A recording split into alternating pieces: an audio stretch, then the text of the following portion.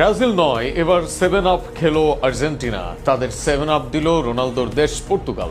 বিশ্বকাপের মঞ্চে ঘটে এমনই ঘটনা, আর সেখানে 7 গোল হজম করে বিশ্বকাপ হেরে যায় আর্জেন্টিনা। আর্জেন্টিনা দলের 7 আপ হজমের কীর্তি নিয়ে বিস্তারিত থাকছে প্রতিবেদন। বিশ্বকাপের মঞ্চেই ঘটল অদ্ভুত ঘটনা। আর্জেন্টিনা এবার হজম করে 7 আপ বা 7 গোল। ব্রাজিলের সমান 7-1 হয় তাদের স্কোর লাইন। আবার ম্যাচটাও বিশ্বকাপের সেমিফাইনাল ম্যাচ, যেটাই হেরে বিশ্বকাপ ভঙ্গ হয় আলভিসিলেস্তাদের। এমন ঘটনা ঘটে ইউরোপের দলের বিপক্ষে। আবার অন্য সেমিফাইনালে রয়েছে রাইভাল দল, তাদের প্রতিপক্ষও ইউরোপিয়ান দল। নিজেদের একমাত্র গোলটাও আসে সবার শেষে। এ যেন পুরনো দৃশ্যের পুরোপুরি পুনর্মিলন হলো আবার। 5বারের বিশ্ব চ্যাম্পিয়ন ব্রাজিলকে ঘায়েল করতে আর্জেন্টিনা দলের সবচেয়ে বড় অস্ত্র যেন 7 আপ। নিজেদের অর্জনের চেয়ে ব্রাজিলের এই 7 গোল হজমকেই যেন বেশি বেশি প্রকাশ করে আর্জেন্টাইন ভক্তরা।